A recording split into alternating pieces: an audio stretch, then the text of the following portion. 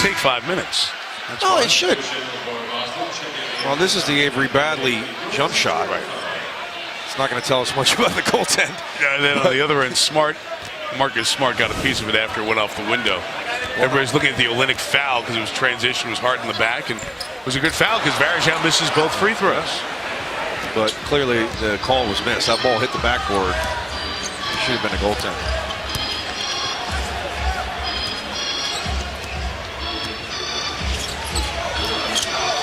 Bradley.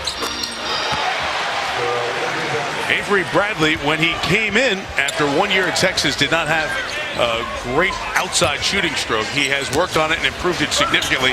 Barbosa cutting hard to the basket. Mike, that was very kind that he did not have a very good shot because he had no shot. And no, honestly, this guy worked tirelessly to become a nice mid-range shooter, and he actually shoots the ball from three. Well, there's another one. He comes off screens. He's off the dribble. Really made himself into an excellent offensive player.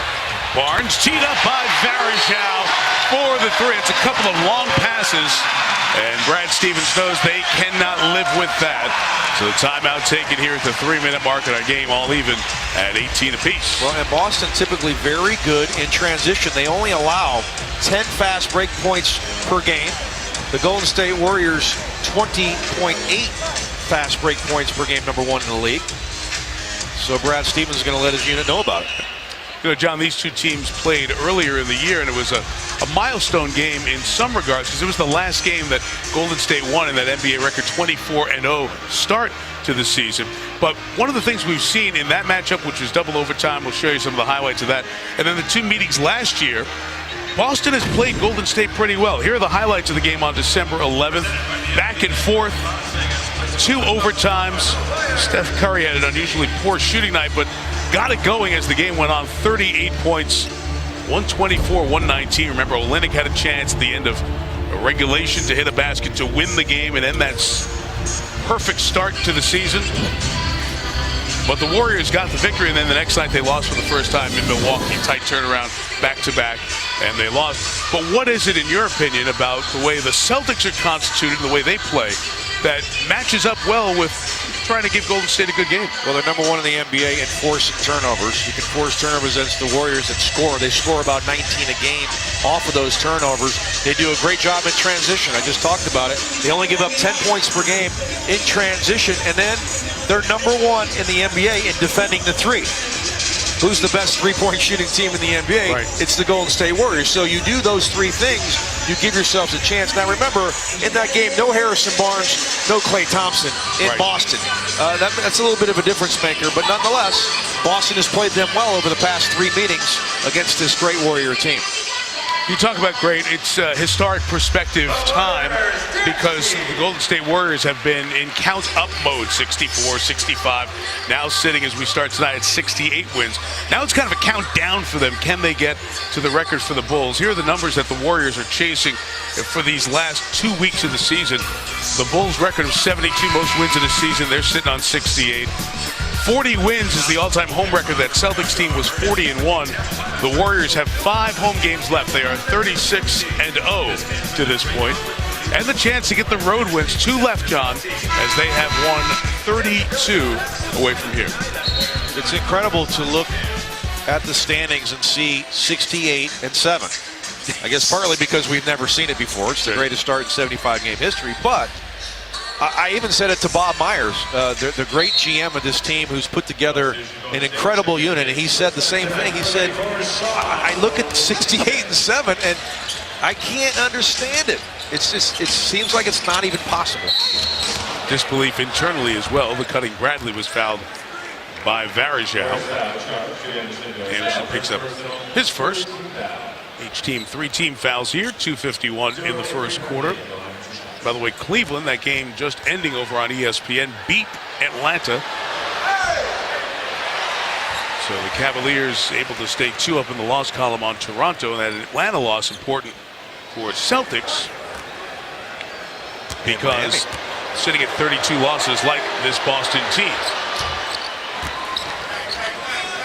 And we welcome in those of you who watched the Cleveland victory in Atlanta in overtime. Mike Tirico, John Barry, J.A. Adonde with you at Oracle Arena in Oakland, where it has been a slow start for the Warriors. Steph Curry's turned it over 5 times.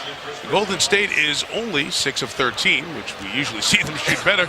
And right now, John, Boston, which has given the Warriors a problem over the last couple of years in terms of close games. Right now, the Celtics leading by 1. There's another turnover. 7 first quarter turnovers for 7 Boston points. That's what they do best. The Celtics will turn you over, number 1 in the league. You better do that when you play the Golden State Warriors and get back on defense. Jonas Jerebko with the miss. Warriors back the other way. Leandro Barbosa finds Curry. He missed a 3 earlier, so Steph 0 for 2 from deep so far. Matter of fact, both he and Klay Thompson are scoreless to this point. And Jerebko knocks down the outside shot. The Warriors facing a Celtics team that played last night in Portland. Oh, Curry behind the back. Livingston. This is me. Oh, Mike, get ready. It was close. But it is another turnover. 8. And they've had quarters like this. You remember in Portland, they had, I think they had a 13 turnover quarter in Portland when they were pasted right after the All-Star break. And if you're looking for something that they don't do well, that would be the only thing. A little bit of complacency with the basketball at times. We've seen it here tonight in the early going. No Jay Crowder for the Celtics. One of their key contributors, Marcus Smart, from the outside, has just had a horrific season shooting the 3. Was kept alive on good hustle by Terry Rozier, the rookie, who's seeing minutes in the absence of Crowder tonight. Curry trying to get going. Gets doubled. The extra pass finds Draymond Green. Very out of sorts start for the Warriors. Similar to the game in Utah on Wednesday night, where they were in an offensive funk but broke out of it with a terrific close. And we'll hear from Steph Curry a little bit later on in this game how important it was the first time he, during a game, thought about this pursuit of 73 wins was in that 4th quarter against the Utah Jazz, where they had to come from behind to beat Quinn Snyder's team.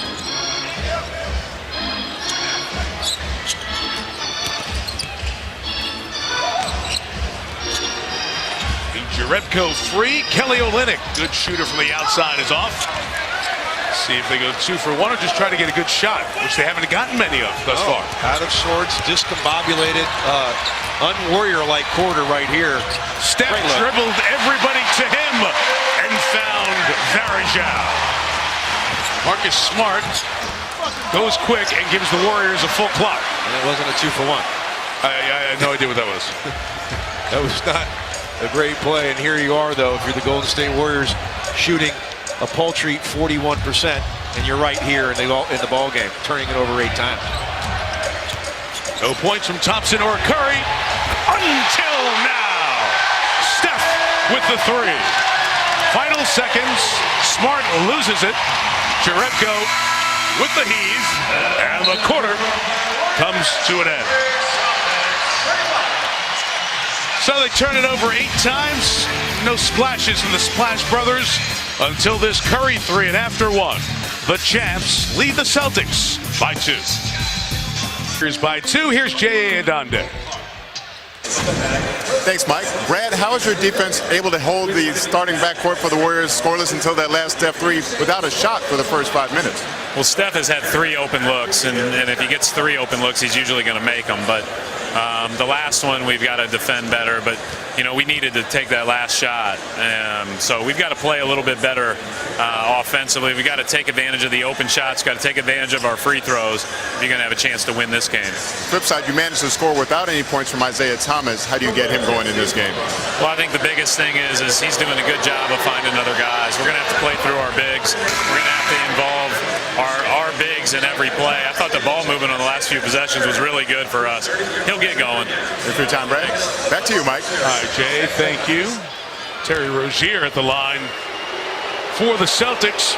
He missed his free throw. Boston 3 of 8 at the line thus far tonight. Rozier, the rookie out of Louisville. Of course, you see Brad Stevens, the Celtics coach, on this weekend. You can't help but think about the 2 back-to-back national championship games that he took Butler to, losing to Duke. Gordon Hayward half-court shot that almost went in just short. Like Klay Thompson's shot there, just short.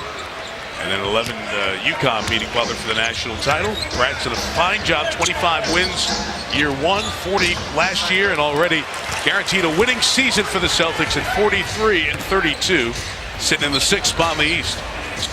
Ian Clark, most Spates, Sean Livingston off the Golden State bench to start this quarter. 9 on the shot clock, and here is Barnes. John Barry, that's 2 threes for Harrison Barnes after one of his last 10 from deep for the Warriors. Big time. That's 3 threes actually, Mike. You're right. You're right. And this is a guy that you mentioned earlier has been struggling a little bit. Got to get him going. And he's shooting with a lot more confidence. Talked to Bruce Frazier, the great assistant coach for Steve Kerr, who works with the shooters. Takes credit for Steph Curry and Klay Thompson. J.A. and I were talking to him before the game, said, you have to lead the league in assists. And you don't lead him in rebounds. We know that. Spates off the miss. Yeah, but they got to get Harrison Barnes going. Such a huge factor for them last year and really went through a tough stretch shooting the basketball, and he seems to be back. The Celtics have been a mess here. They've missed their last 6 shots. A couple of turnovers along the way. And the Warriors have taken the 4-point lead. Still playing without Andre Iguodala and Festus Ezeli, but they're getting close as Sean Livingston hits that shot and takes the lead up to 6. He's been so much better this year than he was last year. It just seems to be so much more confident, a little more aggressive on the offensive end, and his mid-range shooting so much improved. Oh, scary play there as Rozier looks like he's going to be okay. Hit the deck hard as he was getting boxed out. Foul called on the Warriors. I mean, Boston's a good team, right? Yes, I think. And so, could the Warriors play much worse than they did in the first quarter? And they're still up 2 points, right? 7 of their 8 field goals assisted. And you always hear Doc Rivers, great coach down with the LA Clippers, talk about, we're not playing hero ball, do it together. The Warriors never do that. They still rely on one another. They have confidence in one another. Whether they're playing horribly, whether they're turning it over, whether they're playing great, they trust one another, and they never care who's the guy that gets it done. That's what's just so impressive about them. And they have a lot of guys that can get it done. And who do a lot, too. Like a couple of trips ago, it's a great Klay Thompson box out to keep Olynyk off the board, start, transition the other way. You know, Klay, you're the #1 option on the floor right now, scoring-wise. Jerebko inside ends that long drought for the Celtics and gets them back within 4. Well, Mike, I don't think you hear a lot of people talk about trust factor with teams. You have to trust. If I go try to help you, then I know somebody's going to come help me. And there's a lot of teams, and they're not good teams when you don't have a trust factor. And they have it. Every single guy will make a winning play. Jerebko off on the 3. Boston will play with pace. #3 in the NBA in pace. They're just not seeing the ball go down. They're just 1 of 9 shooting the 3. It's a couple of rebounds now for Terry Rozier, 6'1". Again, Turner slipped. And a lot of slipping here. It's not as though it's an unseasonably warm day or very humid in the building. You know, a lot of guys slip. Thompson on the drive. Beats Olynyk to the rim. And the Warriors lead by a half dozen. Mike, that is the different part of his game. I remember when he came in the league, very rarely would he go in the paint. Yeah. Shot very few free throws. His ability now to put it on the deck and get to the rack, much, much improved. Nice block. Livingston locks Turner, 5 to shoot, 6 I should say, and it's last off of Turner, so it is Warriors ball when we come back. Golden State leading by 6. Notice this, Charlotte has moved up to 3rd. 2, 3, 6, and 7, if you will, are in their own side of the bracket in the Eastern Conference. That means, as of right now, Toronto or Charlotte or Boston or Detroit, one of those 4 teams would be in the Eastern Conference Finals. Correct. So it is an interesting window of time here. Miami stays in that 4 spot, Cleveland in the 1, as teams jockey for position. Spates denied there. But spots 3 through 6 with Atlanta, Miami, Charlotte, and Boston separated by just that 1 loss as we head to the final dozen days of the NBA season. So if Miami wins in Sacramento, which are up comfortably, I believe. 66-48 at halftime. Okay, so with no Dwayne Wade and no Boogie Cousins, by the way. If they win that game, they're tied with Miami.